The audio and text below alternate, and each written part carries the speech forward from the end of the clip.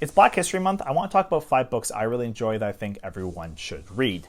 The first one's going to be the autobiography of Malcolm X. This was actually the first book that ever radicalized me and influences my politics to this day. Malcolm X presents a very radical vision of Black liberation, believing that Black people should exercise any means necessary towards their liberation, not just through peaceful or cooperative or assimilationist means. Malcolm X, of course, was a big Pan-Africanist, went to Africa and wanted to unite African people before his unfortunate assassination.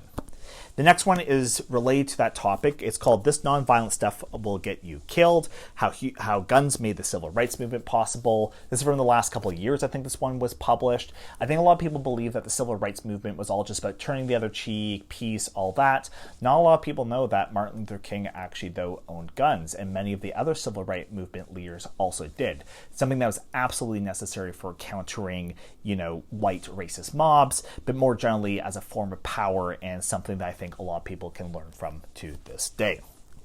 Next up is Black Power, The Politics of Liberation. Adore this book. This one I think I read 2 years ago or so. Kwame Ture, formerly known as Stokely Carmichael, and Charles Hamilton. What's really good about this book is it's all about power, right? Power, power, power. Power, if you want to defeat power, you have to form your own base of power.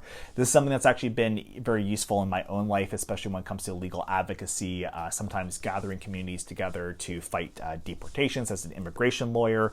Of course, this book comes out in 1967. The basic premise of it, at least from what I remember reading this, is a need for Black people to form their own groups to defeat the system of white supremacy, to not be assimilated into any larger white organization, and to, of course, fighting back with your own basis of power.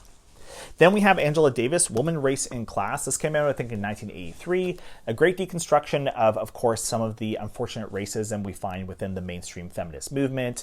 A lot of people don't know this, but like some of the leading feminists of the first wave, like Susan B. Anthony, were horrendously racist, and still relevant today, though, because, of course, unfortunately, not the feminism I like, but the mainstream feminism of Hillary Clinton and girl bosses. This is one on the basis of imperialism and the subordination of Black people. Angela Davis presents a much better vision for people to follow in terms of liberation for all.